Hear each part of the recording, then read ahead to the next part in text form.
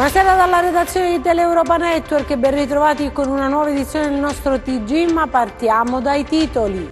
È stato arrestato a Roma dai carabinieri in un supermercato il re delle truffe online, un cosentino ricercato dal 2004. I deputati del Movimento 5 Stelle incontrano la stampa a Rende per denunciare lo scandalo dei vitalizi dei deputati regionali calabresi. Attacco al Consiglio regionale, manca di coraggio. Forza Italia all'attacco sul cosiddetto caso Morra. La deputata Iole Santelli presenta una nuova interrogazione con nuovi elementi al Ministro della Giustizia. Vogliamo che la verità venga fuori. La UIL torna ad occuparsi di sanità, un settore da rilanciare per restituire ai cittadini calabresi il diritto alla salute. La Deputazione calabrese faccia la sua parte. Tegola sulla fondazione di Natuzza Evolo, il vescovo revoca il riconoscimento religioso all'ente, si rischia la soppressione. Si entra nel vivo del calciomercato, ma al momento, al netto di piccoli movimenti, le squadre calabresi non hanno ancora assestato i colpi veri. Buonasera e ben ritrovati a questa nuova edizione in diretta del nostro telegiornale. In apertura lo avete visto dai titoli, parliamo di cronaca con l'arresto a Roma di Giovanni Siciliano, considerato dagli inquirenti il re delle truffe online. L'uomo originario della provincia di Cosenza era ricercato dal 2004, 8 condanne definitive per lui. È considerato il re delle truffe online. Giovanni Siciliano, 37 anni, origini cosentine, è stato arrestato oggi a Roma in un supermercato. Era ricercato dal 2014. Negli anni avrebbe truffato centinaia di utenti che acquistavano merce sui principali siti dedicati all'e-commerce.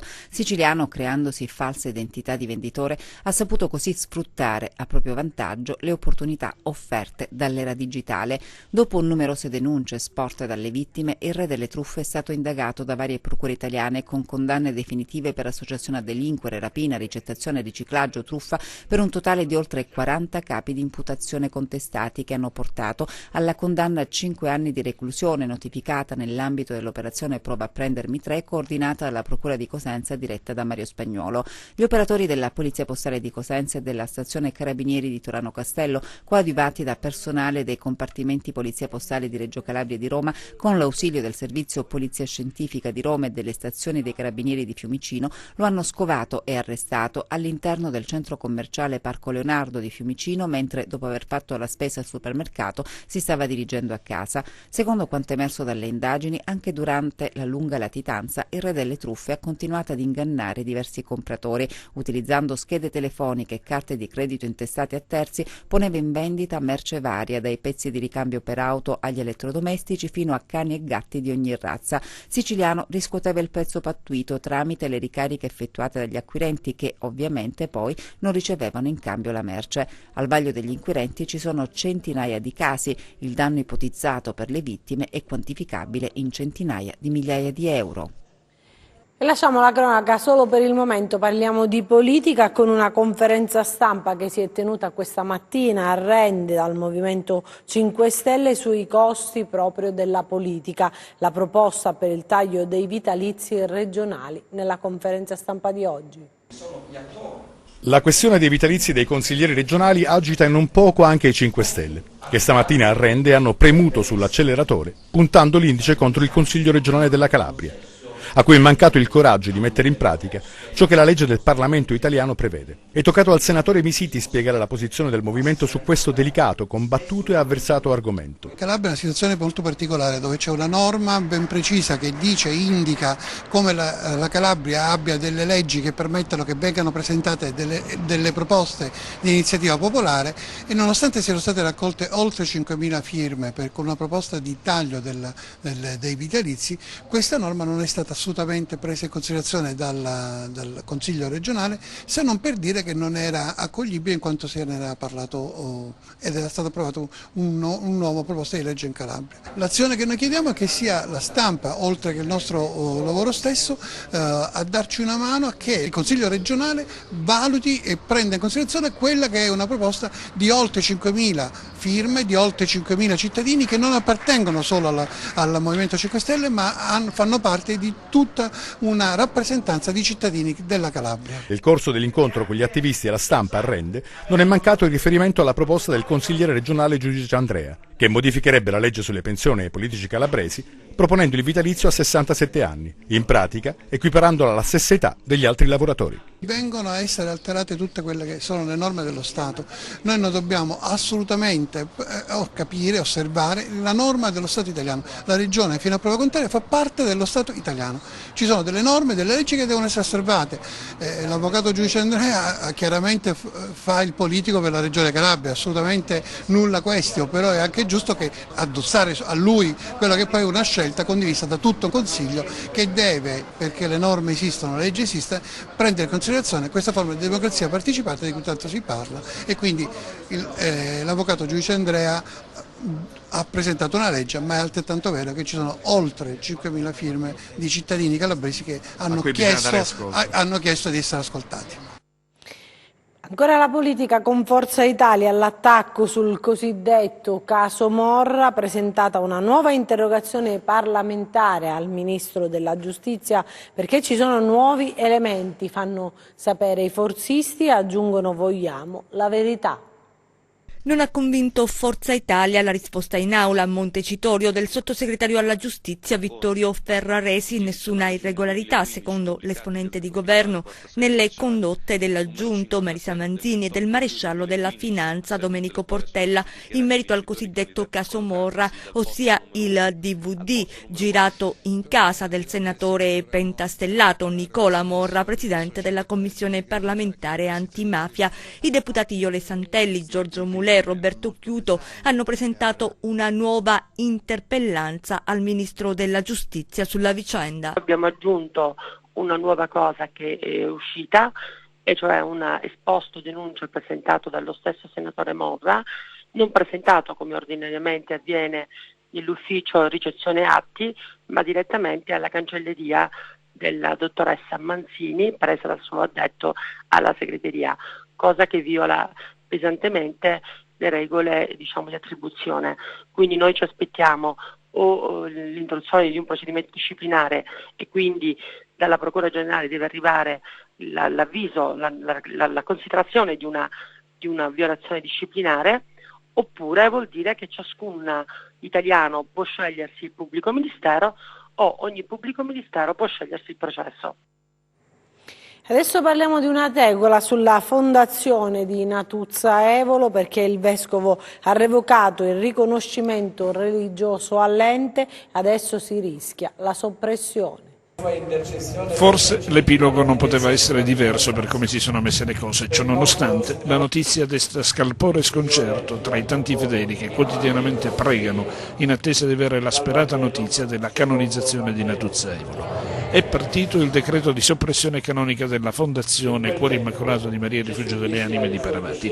La decisione, espressa con lettera indirizzata alla Prefettura di Vibo Valentia e al Presidente dell'ente morale Pasquale Anastasi, è stata assunta dal Vescovo della Diocesi, Monsignor Luigi Renzo, dopo che il 27 giugno scorso il Consiglio d'amministrazione dell'ente morale voluto da Natuzza Evolo per la realizzazione della Villa della Gioia aveva rispedito al mittente l'ultima richiesta, quella di ricevere la chiesa Cuore Immacolato di Maria Rifugio delle Anime Paravati in accomodato d'uso gratuito per la durata di 99 anni tacitamente rinnovabili. Sulla questione si sono espressi in accordo con le richieste del Vescovo l'ufficio giuridico della CEI, il Nunzio Apostolico in Italia, la Segnatura Apostolica, la Congregazione del Clero, la Segreteria di Stato e la Commissione fondata ad hoc dalla Conferenza Episcopale Calabra. Tentativi tutti andati a vuoto. A questo punto la frattura diventa insanabile. Lo scenario che si prefigura è quello dello scioglimento e del conseguente commissariamento della Fondazione da parte del Ministero dell'Interno, con inevitabili conseguenze in ambito civile e religioso. A confermare la drammaticità del momento e le lacerazioni interne alla Fondazione, le dimissioni in queste ore da socio fondatore di uno degli uomini più vicini a mamma Natuzza, quando la mistica era in vita, il professor Valerio Marinelli, biografo ufficiale della mistica e autore di circa 10 volumi a lei dedicati, in aperto contrasto con le resistenze al vescovo da parte degli altri soci della fondazione, una fondazione della quale al momento non si riesce a capire quale possa essere il futuro.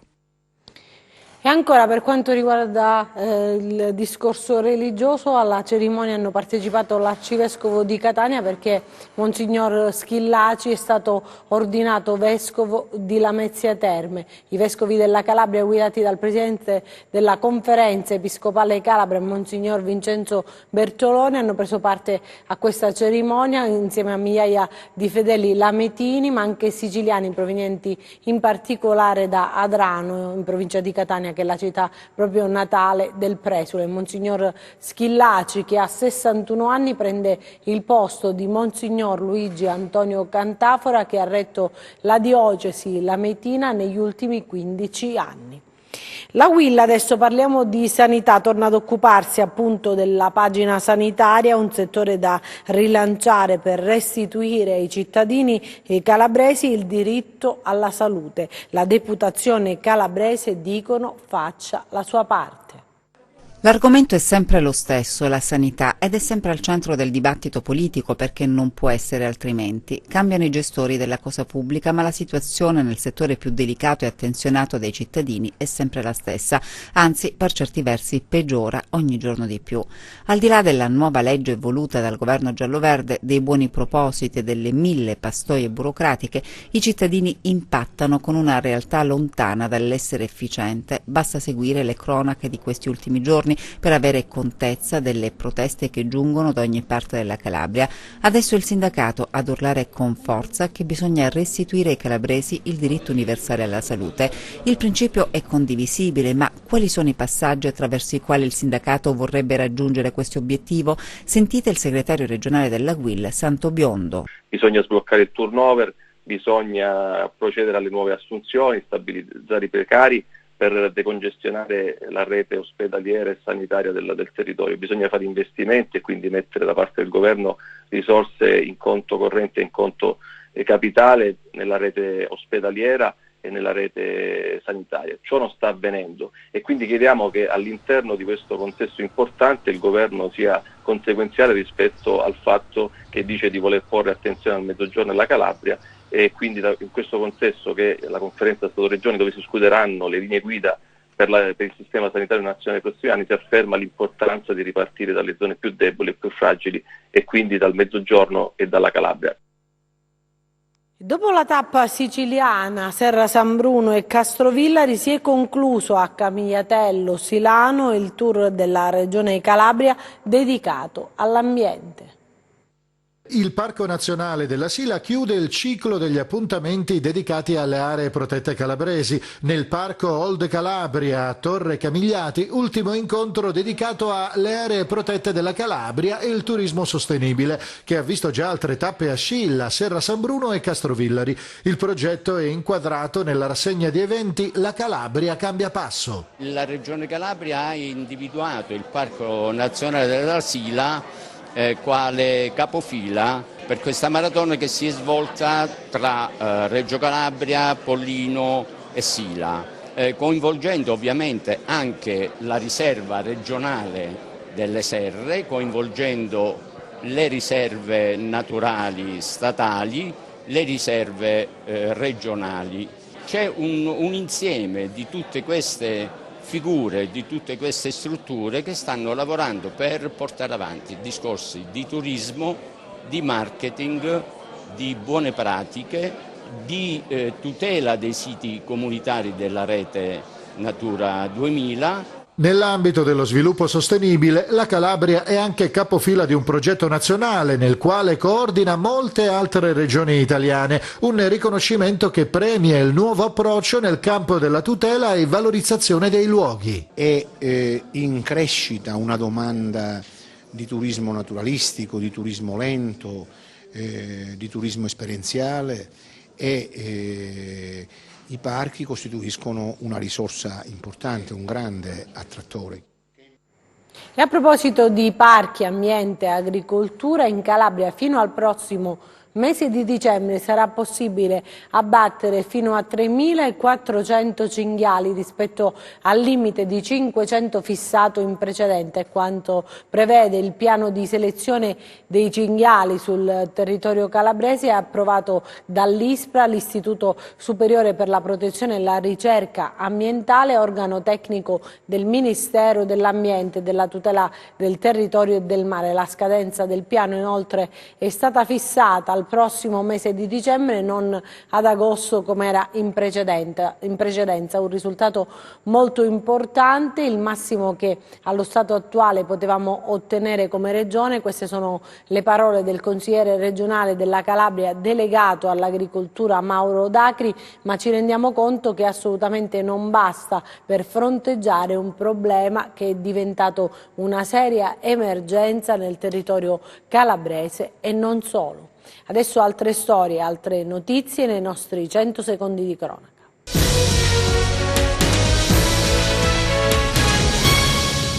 Detenevano armi e droga, 3 persone sono state arrestate dalla polizia a Rombiolo nel Vibonese, in manette un uomo, la figlia e il genero. Nell'abitazione ritrovati dagli agenti cocaina ed eroina. L'uomo è stato portato in carcere per la figlia e il genero, disposti gli arresti domiciliari. 500 piante di faggio sono state tagliate abusivamente, senza il nulla osta paesaggistico, ambientale e il nulla osta idrogeologico. Sequestrato un bosco in località Piano dell'Agli di Lamezia Terme, l'operazione dei carabinieri forestali. Il proprietario del bosco è stato denunciato.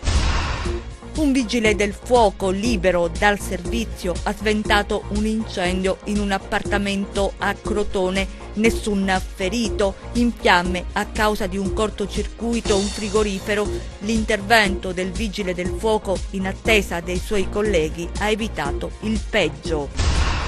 Una sala attrezzata con fasciatoio e sala relax dedicata alle mamme è stata inaugurata al Tribunale Francesco Ferlaino di Catanzaro. Essere riuscita ad ottenere una sala Narsei, ha detto Gioconda Soluri, presidente del Comitato Pari Opportunità del Consiglio dell'Ordine degli Avvocati, è una vera conquista, soprattutto per le donne che operano all'interno del Tribunale.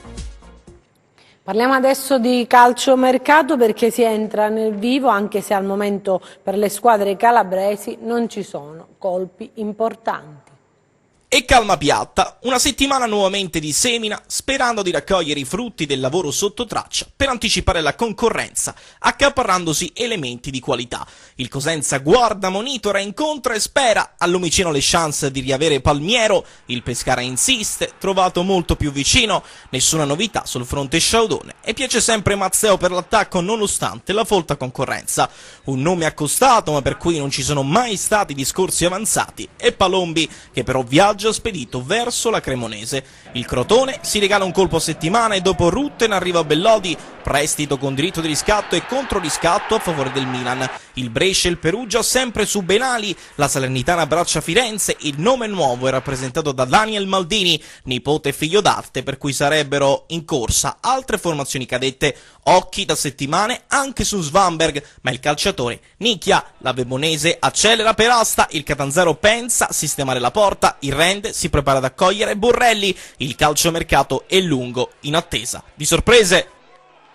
Vedremo cosa succederà nelle prossime settimane, intanto cambiamo argomento con le nuove opere strutturali dell'Unical e la festa dei primi laureati dell'Università della Calabria a San Vincenzo La Costa, giornata dedicata all'Ateneo. L'Università della Calabria, grazie a fondi regionali, ha la possibilità di ampliare le sue strutture a nord dell'asse attrezzato Ponte Bucci per estendersi fino al territorio di Montalto Fugo. A San Vincenzo La Costa, dibattito a più voci sulle nuove opere strutturali dell'Unical. San Vincenzo La Costa è un comune confinante con l'Università della Calabria e può essere San Vincenzo La Costa una risorsa per l'Università della Calabria e viceversa, per cui noi crediamo molto nel rapporto tra i comuni di Rende, Montalto, Castrolibero, che abbiamo il piacere di ospitare nelle persone dei sindaci e di tutti gli altri comuni del circondario, con al centro un progetto di università che colloqui con i territori. Stiamo completando quello che è stato il mio programma, che era quello di rilanciare il centro residenziale, cioè la residenzialità dell'università, cioè fa tornare l'università a essere un campus, quello che negli ultimi tempi aveva perso un po' questa identità, accettando di essere considerato un'università normale, cosa che non è. Nel corso della manifestazione promossa dall'Associazione Internazionale Amici dell'Università della Calabria, diretta dalla professoressa Patrizia Piro, è stato presentato il libro di Franco Bartucci, L'avventura di Andreatta in Calabria, un campus per competere nel mondo, che racconta la nascita dell'Ateneo. Celebrata inoltre la giornata del laureato Unical. Tra i primi laureati era il 1977 Concetta Serpe. Se non ci fosse stata una persona come Andreatta che avrebbe iniziato questa avventura, questa sfida, ancora prima che l'università esistesse fisicamente come nucleo operativo, forse per me non ci sarebbe stata questa storia di 47 anni. È veramente un'emozione immensa. Adesso vediamo le previsioni del tempo.